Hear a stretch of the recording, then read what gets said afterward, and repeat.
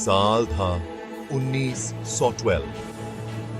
RMS Titanic, जो कि अपनी भव्यता के लिए मशहूर था, अपने पहले सफर पर निकला। यह एक तैरता हुआ महल था, उस समय का सबसे बड़ा जहाज। लोग इसके आकार और खूबसूरती को देखकर दंग रह जाते थे। टाइटैनिक सिर्फ एक जहाज नहीं था, यह इंसानी महत्वाकांक्षा और काबिलियत का प्रतीक था। अमीर गरीब हर तबके के लोग अपने अपने सपनों को लेकर टाइटैनिक पर सवार हुए। टाइटैनिक ने इंग्लैंड के साउथहैम्पटन से न्यूयॉर्क सिटी के लिए अपनी यात्रा शुरू की। जैसे ही जहाज अटलांटिक महासागर में आगे बढ़ा, वातावरण में उत्साह हो गया। यात्री शानदार सुविधाओं का आनंद ले रहे थे, जिनमें भव्य सीढ़ियां, एक स्विमिंग पूल और उम्दा भोजन शामिल थे। उन्हें क्या पता था कि उत्तरी अटलांटिक के बर्फीले पानी में उनका इंतजार मौत कर रही है। 14 अप्रैल 1912 की रात तबाही और निराशा में बदल गई। जैसे ही टाइटैनिक डूबने लगा, चालक दल को गंभीर स्थिति का एहसास हुआ। वे लाइफ बोट लॉन्च करने के लिए दौड़ पड़े, लेकिन सभी के लिए पर्याप्त लाइफ बोट नहीं थी। औरतों और बच्चों को पहले बचाया जा रहा था, जिसके कारण परिवारों के बिछड़ने के दर्दनाक दृश्य देखने को मिले। इस अफरा तफरी और भ्रम के बीच बहादुरी और त्याग के भी किस्से देखने को मिले। बैंड के कलाकार तब भी अपना काम कर रहे थे। उनका संगीत इस त्रासदी का एक दर्दनाक साउंड ट्रैक बन गया। जैसे ही टाइटैनिक लहरों के नीचे समा गया, अटलांटिक के बर्फीले पानी में 1500 से ज्यादा लोगों की मौत हो गई। टाइटैनिक के डूबने से पूरी दुनिया में सदमे की लहर दौड़ गई। यह प्रकृति की शक्ति और मानव जीवन की नाजुकता की एक कठोर याद दिलाता है। इस त्रासदी ने लोगों को गुस्से से भर दिया और समुद्री सुरक्षा नियमों में महत्वपूर्ण सुधार हुए। टाइटैनिक की कहानी आज भी हमें आकर्षित और डराती है, लेकिन क्या हो अगर इस कहानी में उससे कहीं ज्यादा कुछ है जितना हम जानते हैं। टाइटैनिक के बचे लोगों में एक अर्मेनियाई व्यक्ति भी था, जिसका नाम था वागिनक ब्यूराट। ब्यूराट, जो कि जूते बनाने में माहिर था, अपनी जिंदगी की एक नई शुरुआत करने के लिए अमेरिका जा रहा था। वह टाइटैनिक पर साउथहैम्पटन में एक तीसरे दर्जे के यात्री के रूप में सवार हुआ था। उस नए देश में उसे मिलने वाले अवसरों को लेकर बेहद उत्सुक था।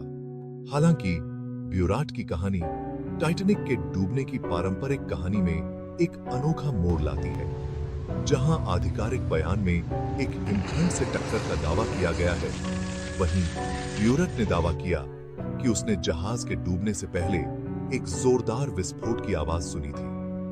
ब्यूराट का बयान हालांकि दिलचस्प था, लेकिन इस त्रासदी के बाद इसे अनदेखा कर दिया गया। आधिकारिक जांच हिमखंड से टक्कर पर ही केंद्रित रही और ब्यूराट जैसे बचे लोगों के बयानों को, जिन्होंने इस कहानी को चुनौती दी, खारिज कर दिया गया या नजरअंदाज कर दिया गया।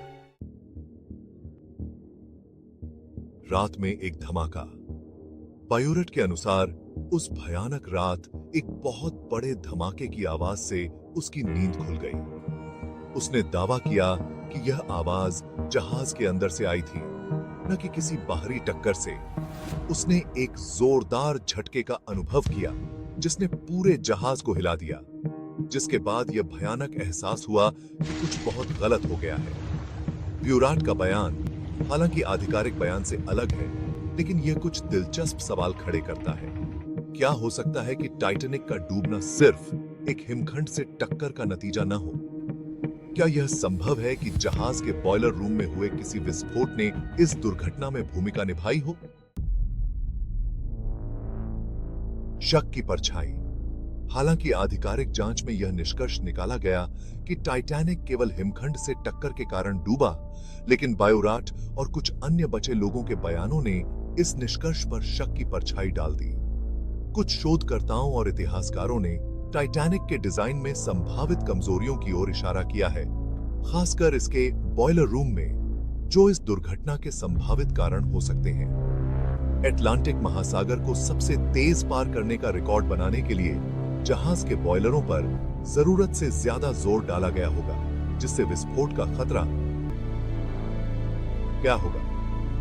कुछ अन्य लोगों ने कोयले के एक बंकर में आग लगने की संभावना के बारे में भी अनुमान लगाया है, जो अगर नियंत्रण में न रही हो तो जहाज की संरचना को कमजोर कर सकती थी और इसे नुकसान के लिए अधिक संवेदनशील बना सकती थी।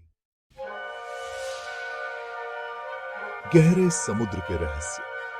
टाइटैनिक का डूबना 20वीं सदी के सबसे बड़े रहस्यों में से एक है, जहां आधिकारिक कहानी में एक हिमखंड को इसका प्रमुख कारण बताया गया है।